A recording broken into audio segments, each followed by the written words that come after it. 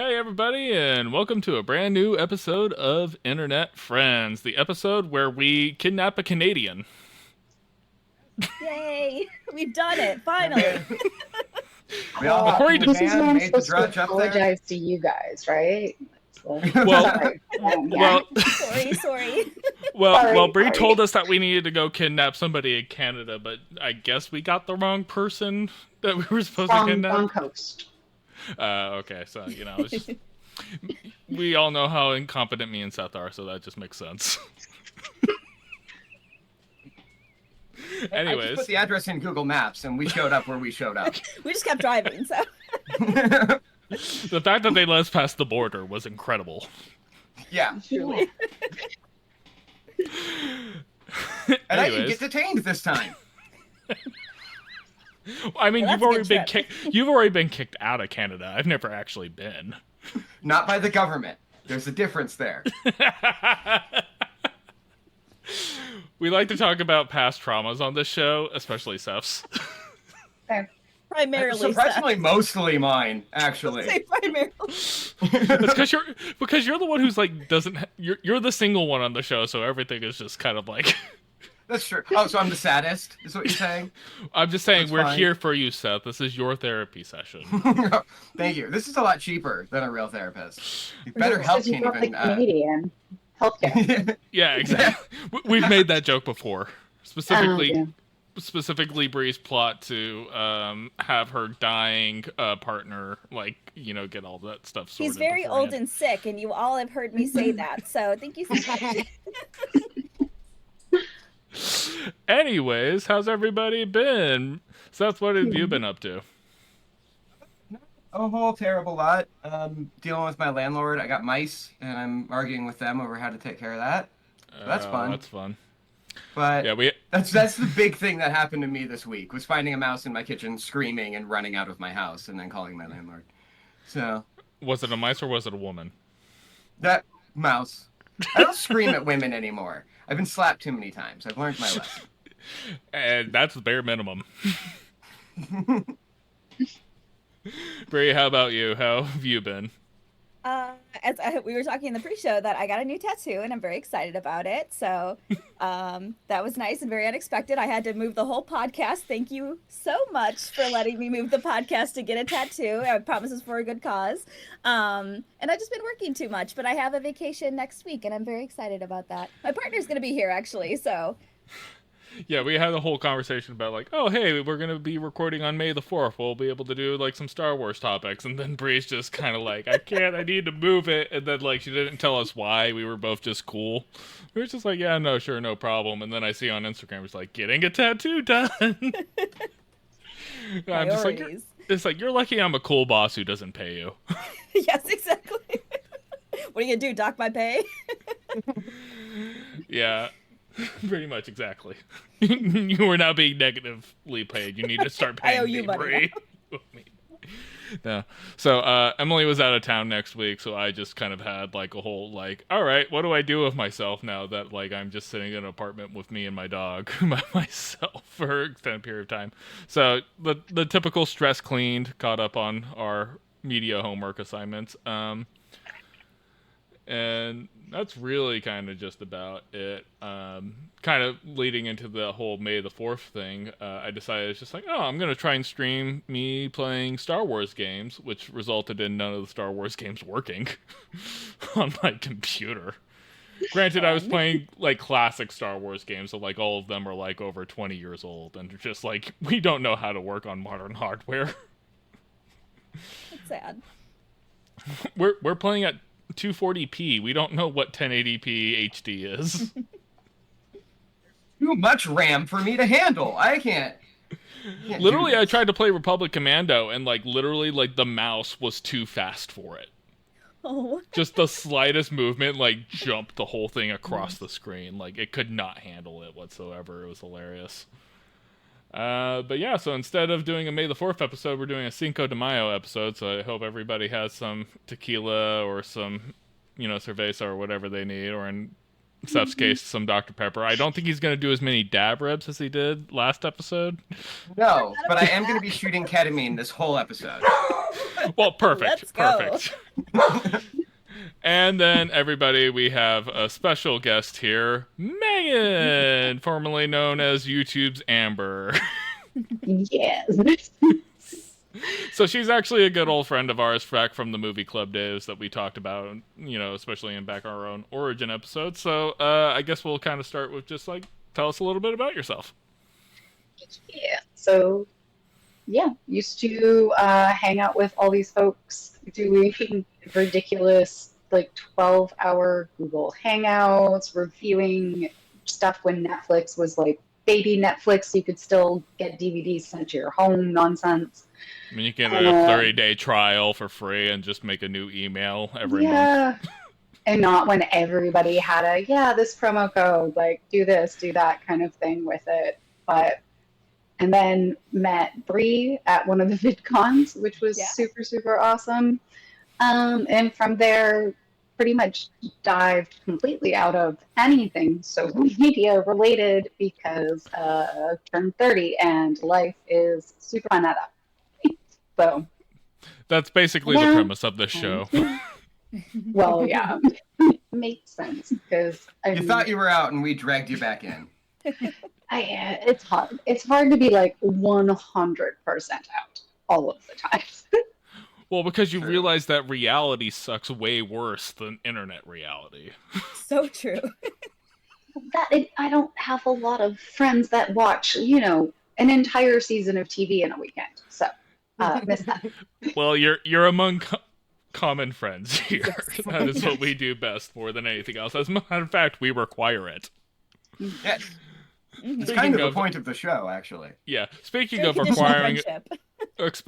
Speaking of being required to like watch all something friendships over... in my life and relationships, it's conditional. So tell me about that, Seth. No, let's get to the topic of the episode, shall we?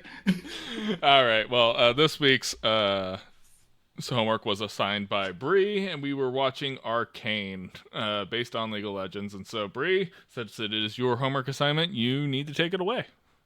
Oh, okay. I was like, do I know the plot of Arcane? I think I do. So I don't think Arcane knows the plot of Arcane. Yes, that's also a possibility. So I There are picked these Arcane. crystals. Yes. So I picked In Arcane fairness, it because... was League of Legends. Yeah. Well, exactly. Honestly, I think it's so funny because I think this show is such a fucking hard sell. I was just talking to a friend. I was like, yeah, this show Arcane, it's based on League of Legends. And I was like, wait, no, please. I promise it's really good. My entire synopsis will be based on that, trust me. 110%. I hate that this is a League of Legends show because, again, it is so hard to talk about. Even my friends who are not gamers at all, they're like, oh, doesn't that game suck and have a really toxic fan base? It has such a I don't know. It's everyone knows how awful League of Legends is and how terrible the fan base is. So this show Arcane happens, and in my opinion is so fucking good, way better than it has any goddamn right to be, to be honest, based on this arguably very simple lore. I know there is deeper lore in League of Legends, but it's pretty surface level. And in fact, especially, which we'll definitely get into later, but the characterization of Jinx, especially in this show, is so well done, so delicate, especially dealing with her mental health issues, which we'll definitely talk about. I think that's all I'm going to say about it. I enjoyed it. It's very female centric. I don't know if anybody watched the videos that I recommended, but that'd be helpful as well. But I'm gonna toss the mic to any of you. I'll go ahead and take over. I'd But forgotten that those videos were an additional part of the assignment until today, so I only made it through half of the first one. Yeah. Totally cool. That's the more important one. I skimmed through both. It was more or less just I got the synopsis of what they were saying. It was just okay, I'm already, I get where you're going from. I already picked up on those things. I don't need Perfect. to go too deep dive into it. But yeah, no, my general impression was exactly where you is. Just the show is so good and it has absolutely zero right being as good as it is, considering it is a League of Legends property. Because not only is League of Legends and its community, like you said, very toxic and problematic, but even the company Riot has had a history of problematic behavior. Yes. They had a whole thing a few years ago about treatment of female workers, and they had like literal walkouts like at the thing. You know, they have a whole thing about their ownership and everything else. Just like generally just kind of like the show, like the fact I had a problem when I started watching it where it's just like, I want to hate this show. I want to hate this show so bad. And it's just like, why is the show good? Stop. Just stop being good. Cut it out. Mine was bad. The first time I watched it, I think I got halfway through the show before I even realized it was associated with League of Legends, just because I blacked it out. I was just like, no, the music is good, the artwork is good, whatever, it's fine. Here's the thing. If you removed any League of Legends branding from this show and just not told anybody it was supposed to be League of Legends, just let the League of Legends nerds know that, but like everybody else be completely oblivious to it, it would have been like a trillion times better. Yes. I realized while watching this that I have no idea what League of Legends even is. I thought it was like a medieval game. I thought there were going to be knights. Way off on that one. But yeah, the only thing I knew was that people hate the community. It's a great show. That's really, really good. Like on all fronts. Like you guys have eloquently put before me. I talked about it last week. My ex-girlfriend tried to convince me to play League of Legends back in the day. And, like, I played it. I know what the game is. And I'm just kind of like, this kind of sucks. And we're just throwing cats into the room now. You got to. Scratch the door. I'm like, okay, just come in here. Look, Theo and Dante like to cause a havoc every time on Bree's side, so now Dante's she's in company. sleeping. Yeah, The dogs normally asleep. I was about to say, Sorry. it's all good, but no, like so, my ex-girlfriend tried to get me to play League of Legends back in the day. I played it. It's just like this game kind of just like it's meh. I like it's like you maybe play it a couple of times where there's nothing really much to the game itself. Like there's some people who get really into it. It became an esport and all that stuff. And then Bree, like you brought up, like game. Yeah, like Bree, you brought up that like yeah, there is like some lore that they had, but the lore was basically probably just like 2 or 3 paragraphs of like something that they just kind of wrote, and like it didn't have to make narrative sense. Right. And you could tell by the show specifically, it's just like considering how like much League of Legends has in terms of like characters and stuff. This is like super pared down in a way that they had to do to make any of the show make sense. Yeah, and still a lot of characters. Still, like honestly, it's a pretty big cast here, but they narrowed it down because if I'm not mistaken, League of Legends has like a gazillion characters. So Yeah. many people who are not in the game that are in the show. I actually have a list of characters pulled up right now just because it's just like I can't rely on myself to remember everybody's name when we're having conversations. So I literally Super fair. oh yeah, that douchebag. Fuck that guy. I did want to talk really quickly, and I don't know if you all knew this. They did mention it very briefly in the videos I recommended. The like how technically beautiful this show is as well, because I believe it is rendered CG first and in a video game engine, and then it's like hand painted over that, and all the lighting is also painted as well. It's just like it's more of effect to like how lighting feels versus like the actual light in the scene. So this is why this show takes fucking forever to make. I believe the next season is coming out November of this year, which people are so pissed about, especially because it is only 8 episodes. But this takes so goddamn long to do, and well worth it because, like, to kind of your point earlier, I'm like, the people who made this show love these characters. They love them so much, and they updated their designs super well to make, because I don't know if you've seen any of these characters' original designs in the game. Would be so fucking stupid in the show, but they really pared it down and made it a lot more digestible. And yeah, I'm like, I don't want to talk too much because I'm just like, I feel like I could gush about this game forever, but voice acting's great, music is great, the relationships between the characters are great, and the fact that again, to go from like this being such a female-centered show was also a very fucking bold move, and they made it work so well. Yeah, they really, really did.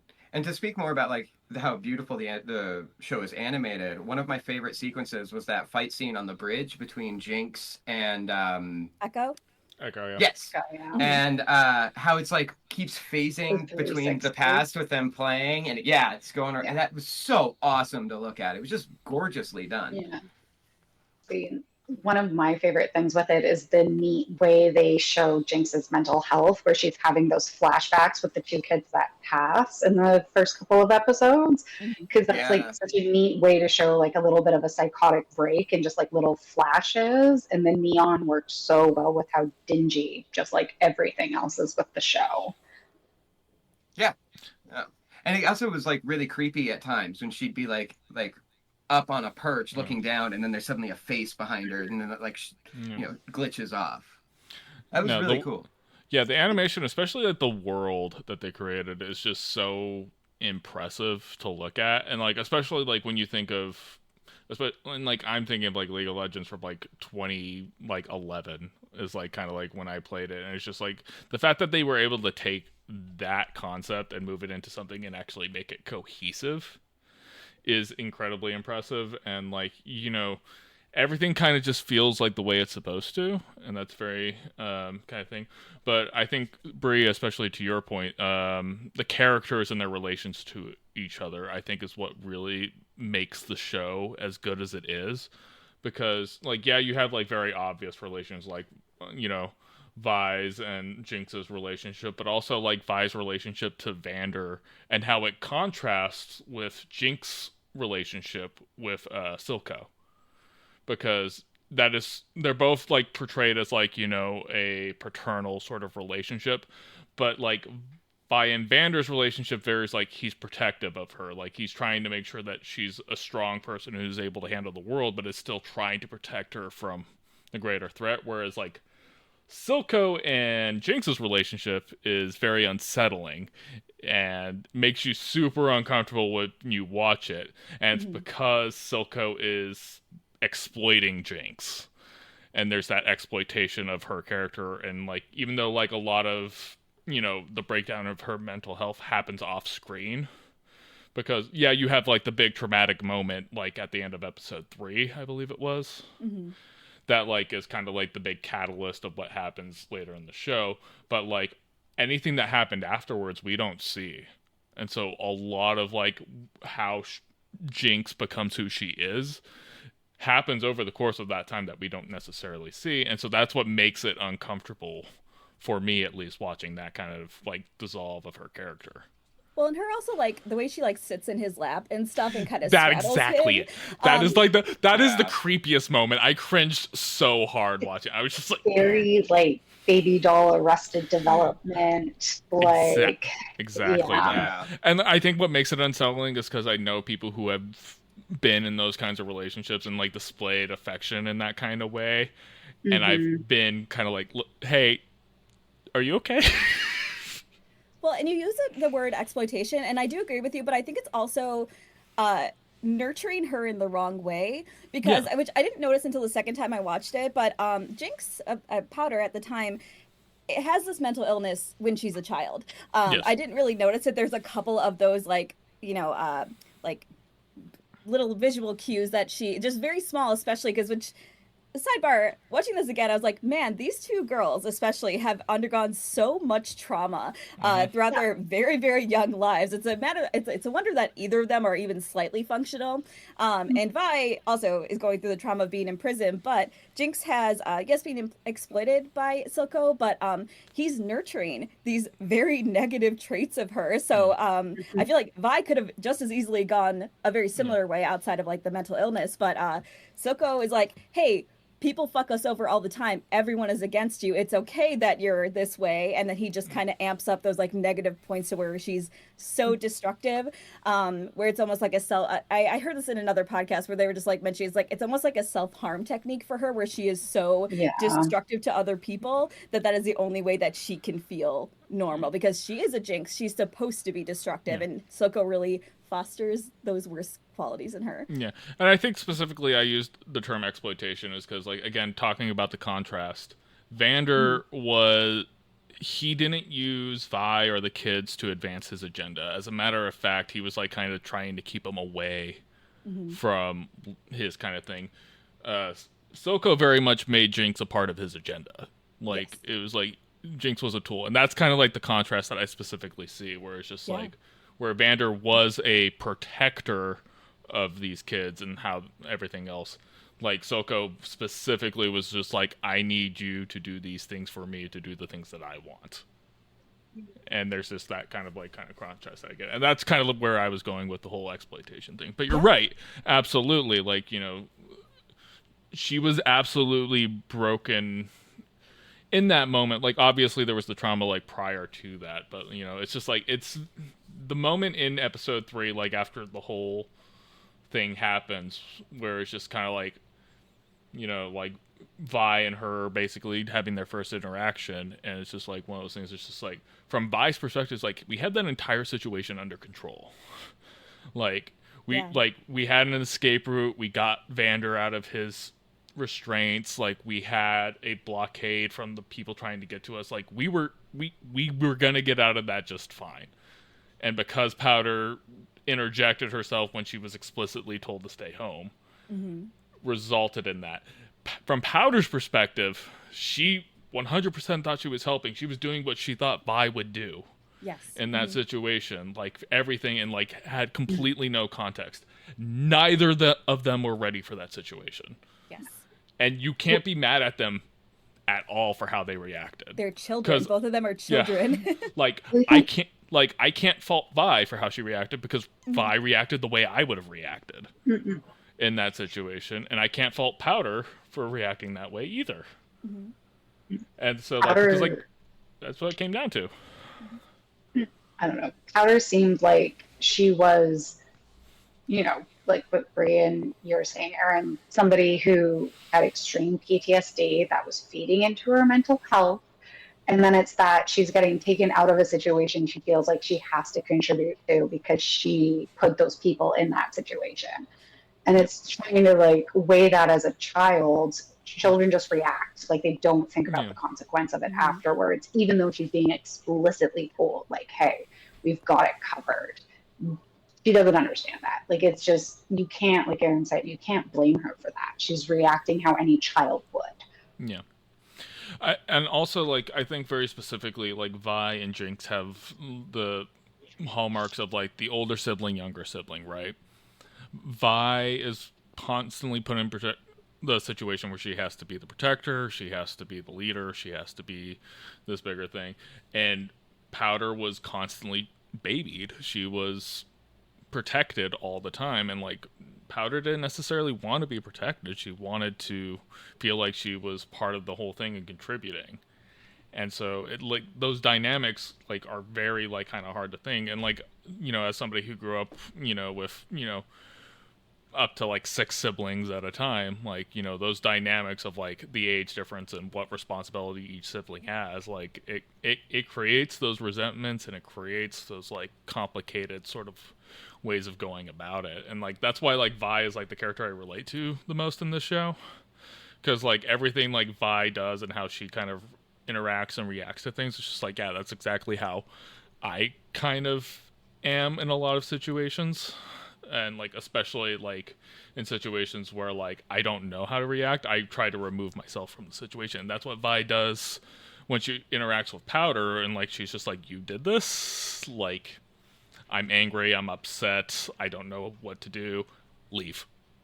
And that's what I would have done.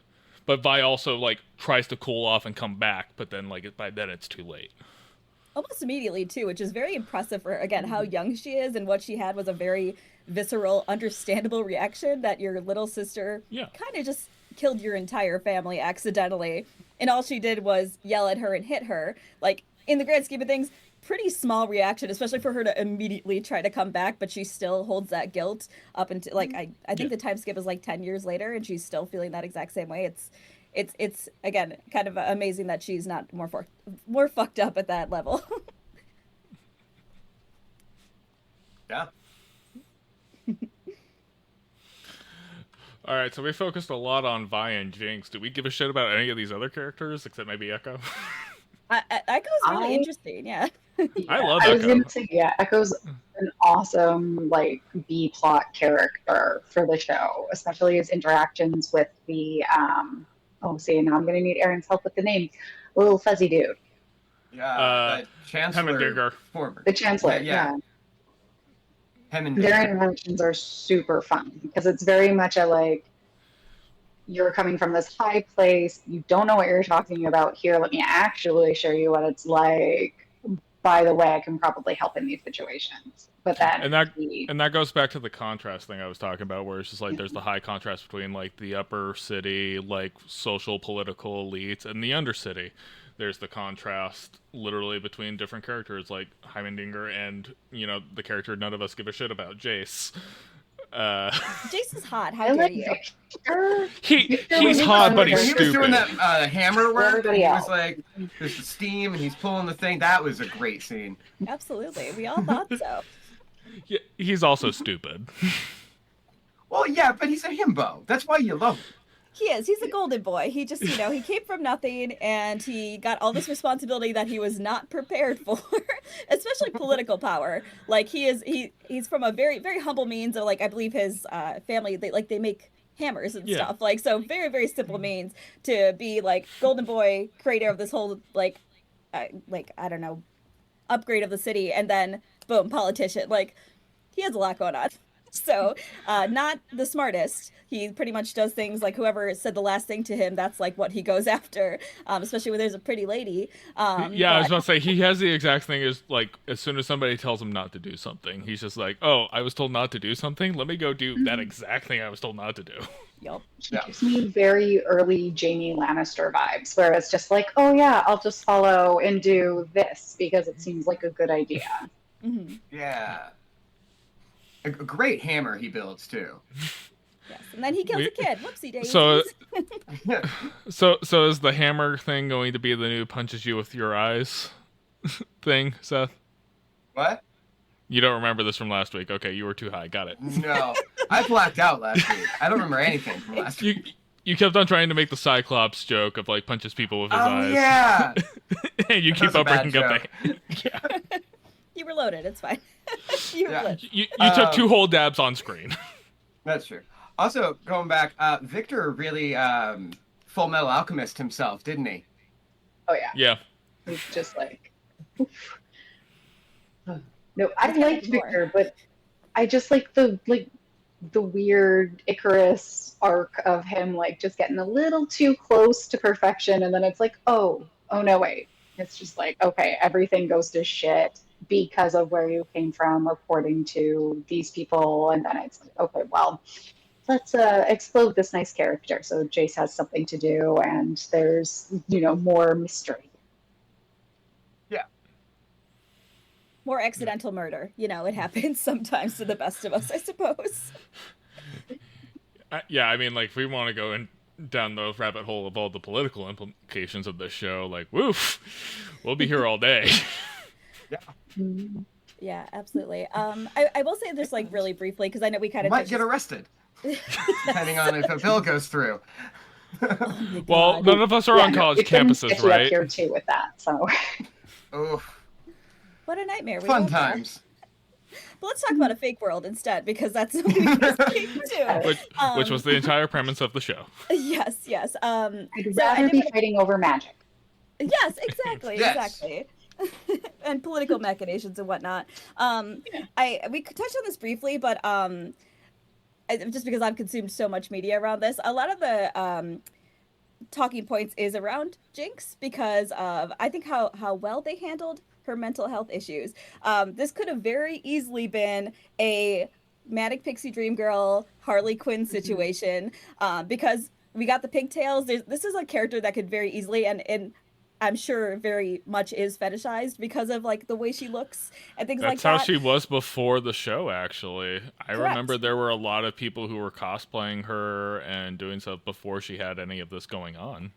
Yes, which again, it would have been the easy route because like that it was already set in there. But like, I was even like reading a comment, which I think is really, really interesting about how long her hair is, where a lot of people will fetishize the whole pigtail thing, but like her hair is so long because she is stuck at that age and she will not cut her hair. So it's not like a sexy thing. It's a very sad, traumatized little girl who is very much stuck in that huge mistakes she made as a very young child. And seeing it from that lens is just like, oh, this isn't again manic pixie dream girl sexy thing. This is like, oh, deeply tragic and sad. And they could have gone the wrong way with this really easily, but they chose not to, which was awesome. It's a lack of care. Like, she doesn't care to cut her hair. She doesn't care to take care of herself. Like, it's not, like you're saying, it's not a manic pixie dream girl thing. It's not that. It's literally, she just couldn't care less. Like, it's that kind of idea too. Yeah, absolutely. It's depression and trauma, PTSD.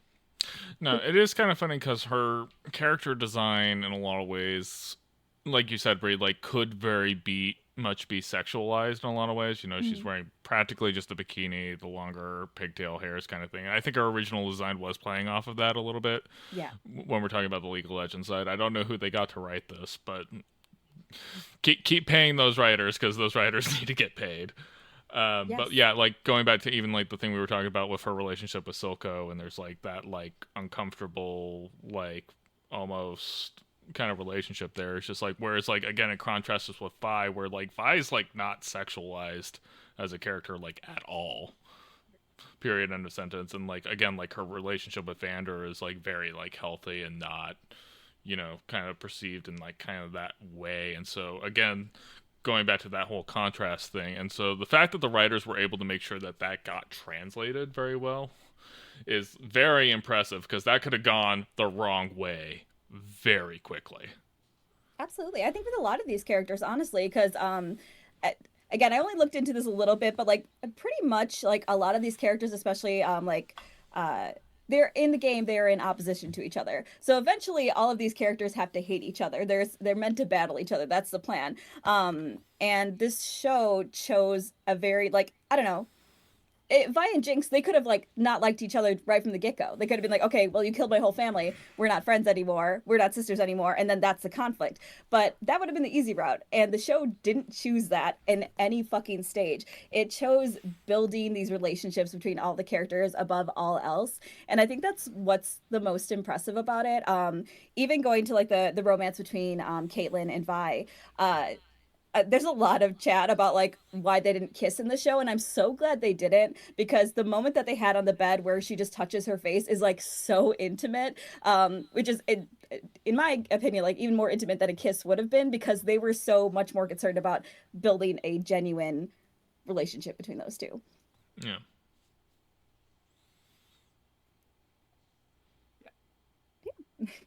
How did you feel about the music? I was interested in that.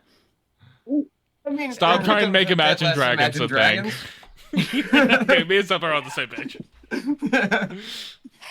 than that, inside the episodes, I like the music. But yeah, other than the Imagine Dragons, I thought the original score was incredible, and then all of the other needle drops were really good needle drops. So like, I really liked the music. Pockets of Netflix shows that if they must all have the same people that are selecting the music or something, because there's like that in Umbrella Academy. There's like certain ones also from that like couple years during COVID where the music is really, really good and really well tailored to the TV show, and they pull from weird places. Like Umbrella Academy pulls from a lot of really weird places, and this one does too, where it's like a little bit of hip hop and then a little bit of techno-y kind of stuff, and then it bounces to Imagine Dragons, which are like, okay, sure, throw that in there. But yeah. I was about to say, if I didn't have to hear the intro every single episode, like the one use of Imagine Dragons would have, I feel like, been like, all right, cool. Skip intro button. I tell you this every week. Skip intro, and you're. No, I will skip the intro for it. I just no, absolutely. Well, and that episode that starts with that, like the band playing, like I was like, this is so fucking cheesy. Why are we doing this? That was probably built into their contract for the show. But like sure. going back to kind of Megan's point, there is the aspect of a lot of these streaming services have different licensing like agreements with different things. That's why like, you know, shows you used to watch back in the day, like their theme songs or there's music in the show that they can't technically have, so they had to like redo like the soundtracks for those shows and those movies because they don't have the licensings right. Whoever has like the license. I remember when Supernatural first came to Netflix, the CW hadn't gotten the streaming rights for any of the music, so they had to redub the first upload of it. Yeah, so Oh, interesting. so some of these have their own kind of like licensing with different record labels and things. Like for example, like obviously Warner Brothers has the Warner Brothers music label, so they can pull from that whole catalog. Sony has their own music catalog that they can pull through, and then licensing just becomes licensing. It's annoying as hell. I'm sure there was a And lot of good stuff on there though. But like to Meg's point, like it's like they did choose some like the two artists that came to mind right away is Ramsey and Woodkid, which are both really good artists. Arguably the best songs in the show. Not the most well-known artists either of them. So I thought it was a very interesting choice because and I will say in general, this is my opinion, but League of Legends tend to like have great fucking music associated with their game. Not always, but they have a lot of artists that they partner with that make like these fucking bangers. So it didn't surprise me that the music was mostly very good for this show. But yeah, interesting choices all around.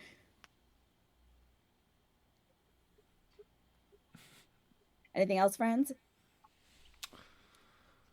I can't think of anything else I have. Any closing No, I think remarks? we covered everything I wanted to talk about. I did want to mention one thing just because for those of us who watch the show twice, this show is way more brutal the second time, I feel, especially episode 3. Yeah. The I cried. anticipatory, yeah, I'm just saying, I was crying all of episode 3 because like the first time I had no idea what was happening, so I got so gut punched by that episode, and then now You just get like so invested with those boys, and then it's like, and they Yeah. just all die like within like a minute of each other, like all Yeah. of those characters die violently, and it's just like, and you oh, see it multiple times. Like you see their bodies multiple times afterwards. It's not just like a quick they're dead. It's like, oh, let's look back to the pile of rubble. And you're just like, oh, okay, sure. This is what we're gonna yeah. do today. it's They so don't want to keep it brutal. ambiguous at all. They want you to know that these people Right. are. Or no It's like coming back. this Yeah. is what just happened. Yes. If you guys get a chance to watch it the second time, I would recommend it because yeah, that episode especially, like I was just like because everything's going so well, I was like, they're all gonna die. They're all gonna fucking die in this episode. It was like it was way more tragic. And yeah, I did. I cried the entire episode because I was just is that anticipatory like grief. There's a lot more foreshadowing for stuff towards the end, like things that they line up when they're kids that you don't realize kind of going forward it's going to be a thing until you watch it the second time around as well. Like there's characters I didn't recognize from when they were kids that pop back in the second time because they're such like just flash in the pans the first 3 episodes. Mhm. And then it's like, oh yeah, no wait, this one comes back to help out, and then this one's like with these guys, and I'm just like, okay, much better. It's good that they have like these set characters. Yeah. All right. I'm glad you guys liked it. That makes me happy because I was like, It's if really they don't good. fucking like, I will quit this podcast again. So, This will only be like the 5th time out of 8 episodes. So exactly, we're doing great. like we Well, still there have was to that one episode she quit 3 times. So Yeah, she quit 3 times in one episode. She's tried to cancel me twice. You deserve Uh, better. No regrets. Anyways, so I'm gonna go off script a little bit here, since we do have a guest host. we have a script. I did not receive anything. I kept you in the dark on purpose, but we've talked about a few things that I know you have watched, Megan, previously on other episodes. I know that Okay. you are one of the few people who were a Has-Been fan while we were doing our thing, so I actually kind of want to go back to some of our old homework assignments. So give us a little Okay. bit of your thoughts on Has-Been. So I am musical theater nerd. So has been instantly. I was like, oh, What? this is Repo the Genetic Opera in cartoon format. Like this is fine. I love this. I really liked Has Been. I wish they kept some of the original voice actors from like the YouTube pilot, but like super minor critique. Jeremy Jordan, all day, every day. I will take him in anything, in any format, anywhere. He's fantastic. He plays Satan. Thank you. I was looking it up. I was like, I think that's. She's just like, which one is that? I was like, Jeremy Jordan plays sure. Satan. He's won a bunch of Tonys. He's in Supergirl. He plays like the nerdy friend that she has that like builds a bunch of stuff. But he's fantastic. But I do like Hell of a Boss better. like me and my partner have gone through all of Hell of a Boss and waiting for the new second half to their season to come out because I just really like those characters better. Stolas is hands down my favorite from the whole franchise, so waiting for that. I love that because I feel the exact opposite. So, Oh, yeah, I the problem is, well, actually, let me ask you this. Did you like see the pilot of Has Been Hotel like when it came out? Are you a pretty new fan to like the series? brand new. Like it was one of those. I was bored doing dishes, got sick of One Piece, swapped over to like, oh, what's this? And yeah, just kind of watched the first episode and went, okay, sure, and then binge watched the whole series of that. Then went back around and found the pilot, and then had the boss. So Oh, you found Hell of a Boss from that? yeah, Oh, very cool. Yeah, I do like Hell of a Boss. I will say because the episodes come out so infrequently, granted more frequently than like Has Been has. Tonally it's kind of all over the place. Like I'll have so like there's some like very weirdly, not weirdly, but like violent episodes oh yeah, that are like not to do with anything, and then they have these like deeply emotional episodes. So it there's a lot of tonal whiplash in that show, which is my biggest issue with that. But I think they're both really great, and like I think her like Vizzy's like creativity is like so amazing that she's come up with like this entire world and so many unique characters. So I will say from watching Hell of a Boss after we did Has Been, watching it, I was just like, you could tell Has Been Hotel, you know, obviously they had the bigger budget, they had the bigger studio behind it, but they had more like industry people like putting in kind of their fingers. Showrunners. Yeah, they had showrunners. They had people who like, here's how we're going to do this. Hell of the Boss feels like this is the show Vizzy wants to make, or at least like it's where her ideas are the ones coming through more than anything else. And so like there's more freedom for the them to do certain things. Obviously, they still have to follow community guidelines to some T, which they definitely stretch those a little far. Yeah. But yeah, I've only seen about the first season of Hell of a Boss. Once Emily found out about it, I had to stop watching because I have to have her catch up and watch it together. As soon as like I start watching something, she has to start watching something. I can hear her closing her book and being offended right now in the background. Yep. So maybe it's not that bad being single. I get to just watch whatever I want whenever I want. Exactly. My partner doesn't like TV, so I just go, hey, I'm watching this, catch up. And then if he has, bonus. If he doesn't, then so see, here's he the jokes thing. about, you know, that afterwards. Emily starts watching something and I get into it. Like I'm just like, don't bother like going back. Like I'll fill in the blanks. Like whatever. I start watching something, she gets into it. It's like, okay, now I have to go all the way back and start the whole thing over. And that's how that dynamic works. well, they just announced the second half of season 2, I think like literally 2 days ago. So that'll be coming out until the end of the year. I thought there was like a trailer or something.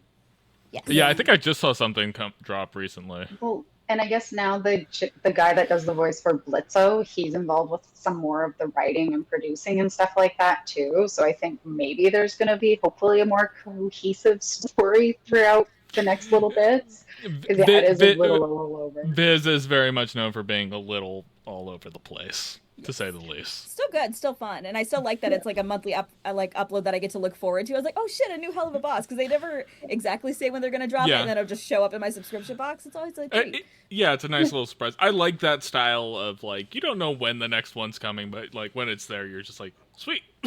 Absolutely. Like Defunct Land. Yep. Am I the only Defunct Land viewer here? All right, fine. Whatever. I'll look it up after this, I promise. Oh, you are gonna be mildly impressed. What an endorsement. Anyways, bringing up a little bit of... Yeah. Go ahead. It's a great channel about theme park rides. I'm just gonna say, it's wonderful. Fair enough. Anyways, sticking with talking about some of the stuff from previous episodes, have you guys kept up with X-Men 97 at all since we last? I haven't watched the last episode. I watched the one episode. How many are there now? Are there 6 episodes? There's been 2 episodes since we last... I watched the one right after. I did not finish it yet. Okay. Which show? Sorry, I didn't hear. X-Men 97. Oh, I got rid of Disney Plus. That's fair. I'll send you my login information. It's fine. Well, I mean, we are in Canada. We're all for 3-pointed hats in this household. So. Yeah. Yeah. Like, I didn't want to know if we wanted to talk about the most recent episode, but if like we're not all on the same page. Yeah, I haven't seen it. No, I haven't seen it either. Yeah, that's fair. All right, cool. Well, But it's good. I recommend it. So definitely check it out if you haven't. I mean, I have a original 90s Rogue cell somewhere in my closet. there you So- go. Nice. Yeah. And you didn't have that out ready to go? Well, okay, so this apartment is one of those fun Vancouver, because it's a rental management company, we're not allowed to technically hang anything, and the frame it's in is too heavy for the stupid command strips. So I haven't been able to hang that. It's good to know that these problems aren't exclusive to America. Yeah, no, definitely here too. Alrighty, well anyways, that brings us to our next subject, which this one I am going to assume was posted by Seth. Yeah. That's what I think it is. Yeah, it's bringing up the new Batman Arkham game, which was announced last week, I believe, or at least earlier in the week. Yeah. But it's exclusively a VR game, or VR Exclusive to MetaQuest. Exclusively to MetaQuest. And so the question I raise is, does anybody give a shit about VR anymore? Yeah, I don't. Not if you're a grown up, I don't think. I'm an old person. It hurts my eyes. That's fine. Yeah, it's fair. Well, I remember when VR was first coming out, I got like real excited. Oh, you were about it. hyped. You were so I was hyped. so hyped. And then I went to the Microsoft store here locally and tried the like Vive headset, and I was like, all right, that was fun. I don't need to ever do this again. Cool. All right. Yeah, that's I feel exactly like- how I feel about VR. It's fun for like an hour. The moment, Yeah. because like when you started getting hyped, it was because Oculus was like first doing its thing, and the moment that Facebook bought it was when we all collectively were just like, and I'm out. Yeah. I did one birthday party, and one of those, it's like they put you all in separate rooms and you do the art thing together. And I was like, okay, this is good for birthdays. I don't need one.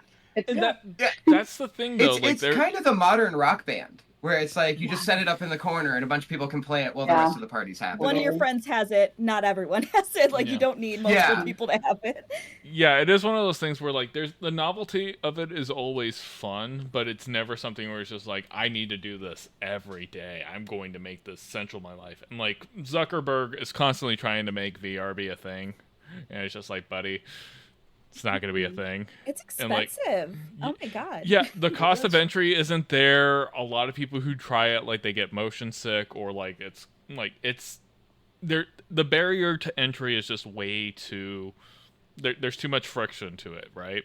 And like I think about this a lot, and I've had this conversation at work a lot of times because I work with marketing people who are like, "Oh, this thing's going to be the future. This thing's going to be the future," and I always have to argue with them. It's just like, what about that thing makes you think that everybody on the planet's going to have it? Like, explain that to me, because the last thing that did it was the iPhone.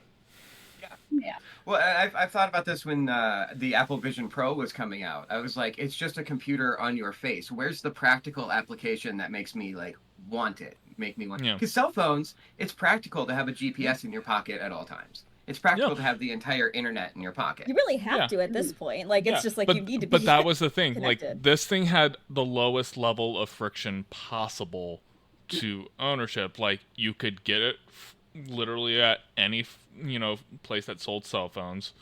They basically would pay you to take it at this point. Mm-hmm. You got it in your hand, and the level of convenience, like it's there, it's constantly there. We'll put all the apps, we'll put all the internet in your hands. We'll basically like put so much little friction on you being able to have it, and that's what made it this whole thing. VR does not have that. VR is the barrier to entry is way too high, and the problem with tech companies these days, and this has probably been the problem with them. The problem with tech companies in general is like they're constantly trying to like, what's the next big thing? AI, VR, throw any kind of thing out there. So it's like they're literally just throwing stuff at the wall and just hoping that that's going to be the next big thing. But they have to hype it up and act like it's going to be this huge thing. And originally, cell phones were so interchangeable. Like you could buy parts from like wherever and just piece together a phone. Everything's so proprietary now, like with the VR sets. Like my partner has one that no longer works because it's like Google just stopped supporting. So it's just a hunk of electronics just sitting in a drawer because it's literally unusable. But again, not cheap for that initial investment. I was just casually looking up, like the cheaper model is $500, which is a lot of money. Which is like we were talking about this, I think, last time. This is like why I'm a PC gamer now, because like it is much. I already have all the equipment, and if I want to buy a new game on Steam, like it's usually under $20. Like that is much easier for me to have. I can constantly update it. Why would I buy a fucking headset for $500 to $700 depending on the model that I'm only going to use occasionally, and again is probably not going to be usable in like a year or two. Like it's so much initial investment and not a lot of, unless I use it every day, which I would not. I'm also an old person. I'm sure I'd get motion sickness. So I don't get it. Yeah, no, it's weird. Technology has moved in very weird directions, and like I also kind of feel like, and I was thinking about this earlier because we talked about AI, I think a couple episodes ago, and I had this thought of just like technology has this like habit of like there's like one big huge advancement in some point, and everybody's just like, oh god, this is the future, but then it doesn't go anywhere. Yeah. And like I feel like I have to have that argument with so many people. It's just like, oh, AI is the future. Look how fast it's advanced. It's like, yeah, it advanced really quickly, but is it gonna get any better now from where it's at? And now we've got two AI products completely based around AI, the Pin and the Rabbit, and all the reviews of them are like, don't buy. It's not good. Yeah, it's trash. But it's like one of those things where it's just like technology stagnates. Like smartphones have not changed that much like in the last 10 years. Like, yeah, maybe higher resolution screens, better cameras maybe in them. And like you get more memory or whatever else. But like as terms as like an actual piece of technology and what it does, they haven't changed. TV technology has not changed. Communications technology has not changed in like the last 10 years. It's just, maybe gotten a little bit prettier, but in terms of its capability, it's not much different. It's true. Yeah, we've been talking about VR since the 80s too. I think Scott the Woz has like a video about like the VR for like in the 80s, and I'm just like, we've been talking about this for so long. Yeah, exactly. I'm just like, I feel like VR almost seems like a silly version of like it's the future. I was like, yeah, like when we were excited about like Tron and shit, like it's just like I feel like that's not the direction we're ever going. They stop trying to make it happen. There is a third Tron coming out, and that ride did just open. People are excited about Tron still. I don't know. Am I just like one of those? I expect way too much for the year that we're in, because one of my favorite short stories as a kid was about two little kids that their playroom was just like walls of VR savannah, and then eventually the lions come out and eat the kids. Like, I want a holodeck. Where are these things? A holodeck is cool. I would buy a holodeck. I would spend exorbitant amount of money on a holodeck. But like VR is, Aaron, like everybody's kind of saying, it's kind of reached as good as it's going to get. I feel like at least for a couple decades, and then I'm good. I'll wait. I'll be 70 and I'll check it out again. Yeah, there are some like quality of life improvements that have been done. Like they've tried to get like higher resolution displays inside of the headsets so that like it looks better. I think the PSVR has OLED in them, so like the contrast is a little bit better. But like again, these are technologies that already existed that you're just trying to supplement with what the technology actually is. And like trying to create this VR future that like the tech bros are so in love with because they read Ready Player One like one too many times as children. Just like don't get it. It's just like, dude, like stop trying to make this thing happen. Yeah. It's not as cool as you think. I can't afford groceries, so I'm not going to afford a VR set. Yeah, it's like how about we try to figure out making the world more affordable and equitable to people? I don't know. That's not good for the bottom line, though, Aaron. You have to remember, we got to keep that graph going up. Yeah. Line always go up. It needs to go up by making things cheaper, firing a bunch of people, and then giving ourselves lots more money. I know how business works. Capitalism, we're it's not- working. It's like, we're not making as much money as we used to. What do we do? I don't Sad know. thing Let's is, raise it is. let's It raise the so prices is. of the thing. Working the way it's supposed to, just not Yep. for any of us. Yup. Yep. I think I saw like a meme where it's just like the difference between like the system is broken and needs to be fixed versus the system is working exactly how it's supposed to and needs to be destroyed. Yep. It's just like, guess which one I fall under now. Yep. Oy. I'm not Yep. building a guillotine in my garage. No, of course not. Oh, we have full-blown plans at this point to buy a plot of land and build an eco house because it's cheaper than buying anything pre-built at this point. So do you think you can get Bree in on that and then sponsor me and Seth to come live on it? We keep joking we're going to start a cult because it's the only way to get affordable housing. Well, The amount of people in my life saying they're going to start a convent just because of living prices is a little Tax terrifying. rates. Tax rates. It's a I- church. Yeah. Mhm. Yeah, I'll sponsor everybody. We're good. it's like, we're here for the cult stuff. Yeah. I doubt. Almost Especially with grocery always. prices in Canada. So I'm sorry about all of your grocery prices, Meg. Oh man, What's going on with we bought a Loblaws? bread maker. We bought a bread maker. It's way cheaper at this point. Yeah. I can see that. Oh, Jesus. Yeah, considering the fact that it's just like I keep on looking at my budget at the end of the month. I'm just like, how am I still not? How am I still ending up at this space? Yeah. It's miserable. We hate it here. That's our thesis. Anyways, speaking of hating, This the is not the corporation- life the 90s promised me. Where's What the happened to VR? live your dreams? Well, we were supposed to move to Portland, and like apparently that got co-opted too. So like the dream of the '90s is dead, Seth. When I first moved to Vancouver, I used to think a $350,000 to $400,000 house was expensive. I would kill. If I you would could, if kill you somebody. could, if you could find me a $350 house right now, like I will, like It's like, please, I would take it right now. instantly. I couldn't afford this apartment for that, and this is like 500 square feet. So Ugh. insane. Jeez. Sorry, we ended up on another capitalism podcast, people. We're always going to. Yeah. It's my traumas and capitalism. That's what we always talk about. It's our And a lot of generation Star Wars. talking about the weather. It's fine. True. Very true. All right, Oh, speaking it looks of like being, Biden's dropping some drones today. Huh. Well, it is Sunday. I guess it's that time. Jesus. Anyway, speaking of being upset with our corporate overlords, Helldivers 2, a video game we've talked about a little bit, still haven't played it, even though I keep saying that I'm going to. Is apparently in some hot water right now because they just announced that now PC players are going to be required to have it linked to a PlayStation Network account. That makes no sense to me at all. Yeah, exactly. Why? What is the point of them doing this? I haven't done much research. I just think so people we would be mad.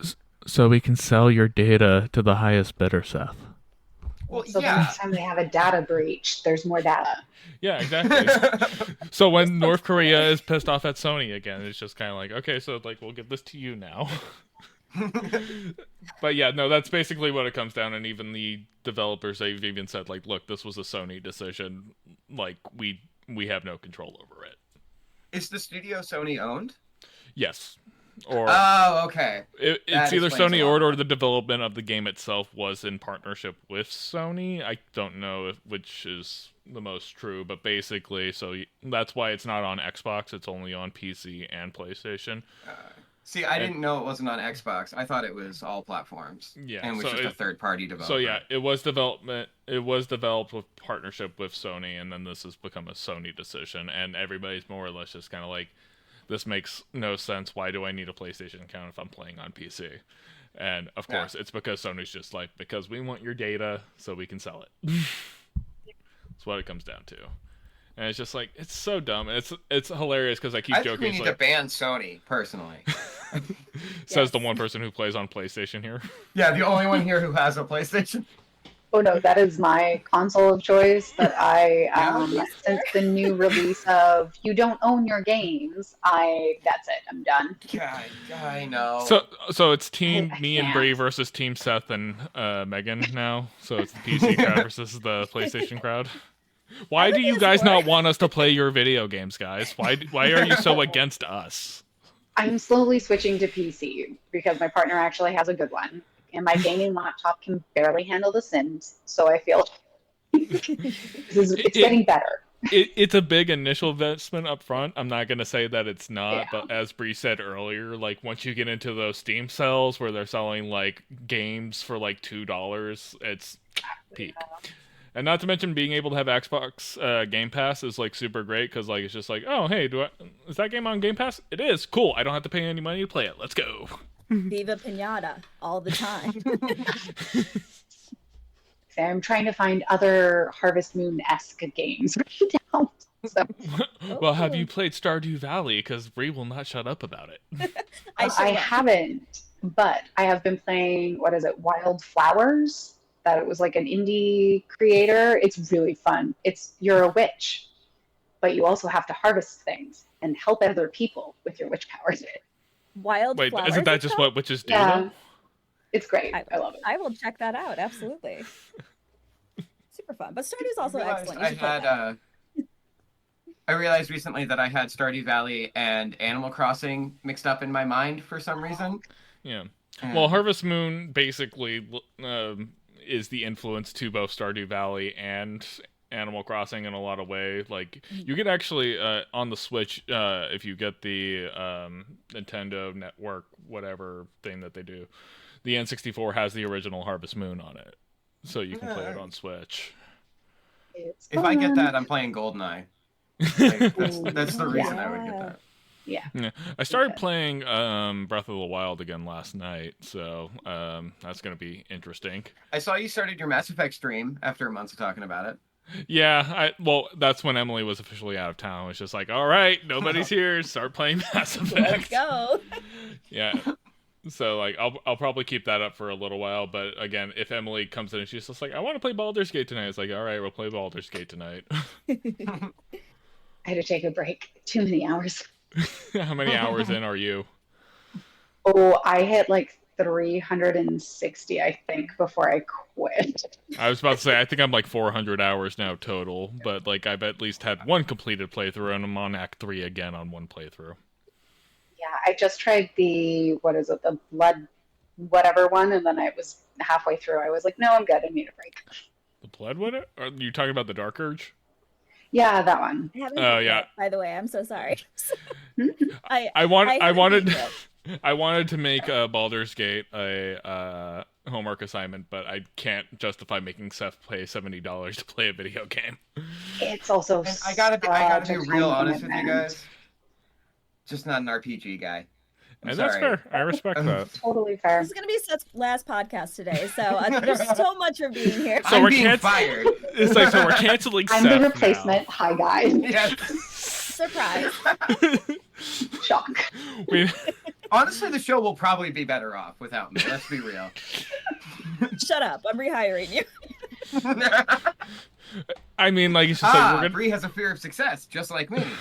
we're gonna have to sacrifice the sex appeal of Seth. So, like, you know, we'll have to make that up somehow, guys. I did want to give some context really quick for the Helldivers thing, because I just researched it really briefly. So apparently a lot of countries don't have any access to the PSN This is actually network. something I heard about. Yeah. So and Sony is notorious for data leaks. So this is going to make the game pretty much inaccessible for a lot of people that, you know, paid money for it, presumably. Yeah, I saw a lot of articles saying that the fact that there's countries that don't have PlayStation Network aspect, I mean, it's just like, you guys just can't play it. Yeah, that's absolute bullshit. But like, I just don't understand how that keeps happening, where you can take away something that you bought. I just don't understand. Yeah. They tried to make the argument that they were initially going to have to be connected to PlayStation Network, but like there was like complications at launch, so they just scrapped it, and now they're trying to bring it back. But even then, that's stupid to begin with. But it's just like, it sucks because you finally have like a game where like a lot of people, you know, really love the game. It was like a smash hit success that they had no expectation of it being as big as it is. And now Sony is basically trying to capitalize on it by like, let's try to get all these people in and make those conversions over to the PlayStation Network. And it's just kind of like, you guys are killing the whole entire thing. Mm-hmm. Stop killing it for the sake of capitalism. For the love of God, please stop. Can we just have one thing, please? Just one. Remember when the biggest complaint about the game was how everybody's like, people don't understand propaganda. Yeah. And like everybody's like, no, we understand propaganda, but we also understand committing to the bit. Mm-hmm. Which is the only reason I wanted to play the game. Is just like everybody just seems to be having fun. Yeah, it seemed like a really good, like for the most part, a really good community. Yeah. Yeah. Like again, like and like because it was a PvE shooter, it's not like, you know, you get dropped into like a COD lobby and all of a sudden you're berated by racial slurs and homophobia. Mm-hmm. Like, it was just like, all right, guys, democracy, let's go get the bugs. It's just like, yeah, okay, this is fun. Let's go do a Starship Troopers. Yeah, exactly. Like, that's what the game was. I was like, sold, let's go. Alrighty. Anyway, so that covers all of our listed topics for the day. Does anybody have anything they want to throw out? Anybody following the Kendrick Lamar Drake beef that's going on right now? As of this morning, I've heard all about it. I've only just been seeing that it's been happening, and the more or less thing is just like, so Kendrick is making Drake look stupid? Yes, okay, cool. He demolished him. He decimated him. Everybody's using Drake's legal name at this point because Aubrey has no business being called Drake anymore. Yup. I mean, I've been a Drake hater since Degrassi, so I'm just like, eh. That's right, he was on Degrassi. Yeah, in a wheelchair. Wasn't that even like a bar in Kendrick's thing? Like, wasn't there an actual Jimmy reference in there? He dropped so many tracks like there's one a right lot after in Kendrick's. Yeah. I did see like a really kind of good piece talking about like when rappers start beefing like this, and like they talk about specifically why aren't they bringing up them like, you know, talking to like 18 to barely legal girls and all stuff like that, and they were just like, because they all do that. And that's why they're not talking about it. Kendrick did bring it up, though. Yeah, Kendrick brought it up. Kendrick brought it up, but like I think somebody was pointing out like when J. Cole was part of this conversation, why isn't J. Cole bringing it up? And it's just like, because J. Cole's doing the same thing. J. Cole's scared of getting a track made about him. Yeah. Yes. Basically. He made the right move, honestly. At some point, shutting the fuck up is okay. I saw a TikTok that was like, this is like wild that this is happening, but let's really think about the fact that it's just two people writing poetry about each other. that was actually probably my favorite thing about it. On it. They're just like... I was about to say, it's all fun and games until we have another Biggie and Tupac on our hands. And it'll get a little real. Hey, but more holograms. No, because P. Diddy's in jail now, so there's nobody to kind of get in the middle.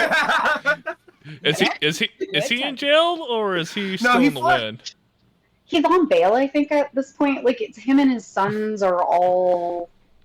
They're under house arrest. Like, they're definitely... Stuff is happening, which I'm very excited for. So here is my personal request to anybody in the legal system who has any ability to make this happen. Could you please get P. Diddy to share a cell with Suge Knight?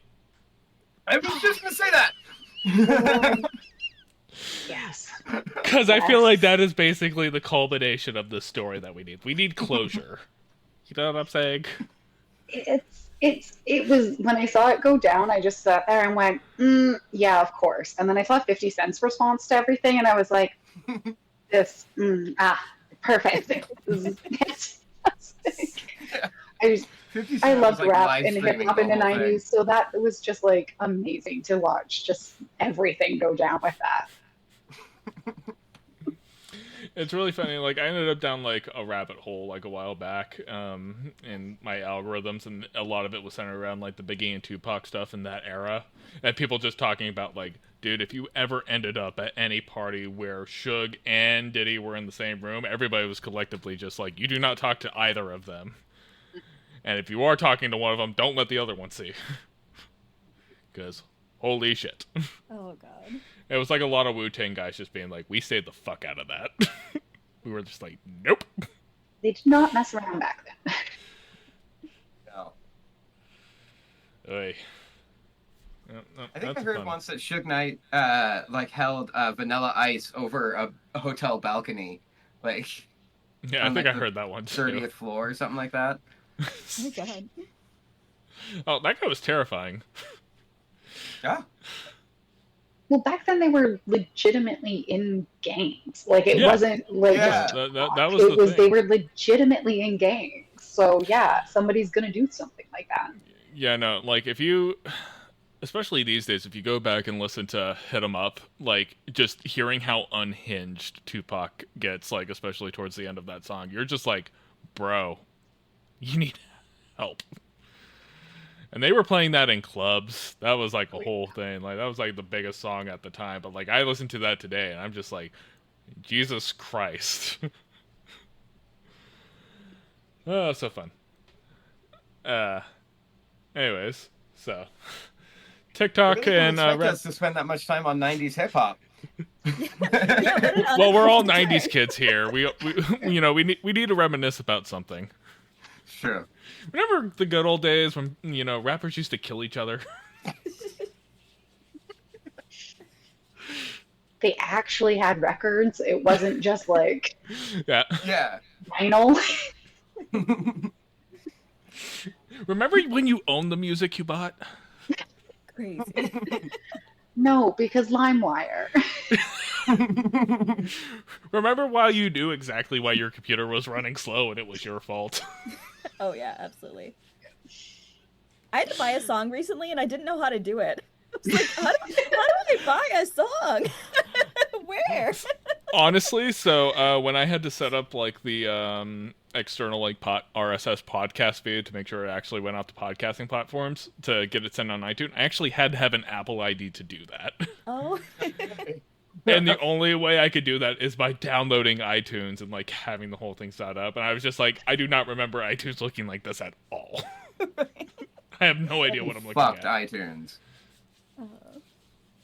Remember when they were how you got music? Yep.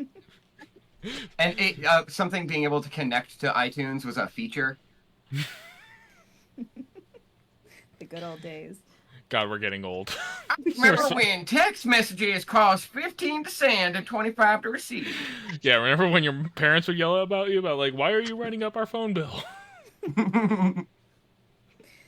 Oh, ancient. They We're just all have to ancient. call each other after 9 o'clock. We were all Southern back then. So. Everybody, even us Canadians. I was about to say, I mean, I was Southern. I don't know what your guys' excuses. I landed on a voice, I liked it, and I was like, yeah, we're just using this again. No, Well, I like, love it. It's the generic, like, back in my day.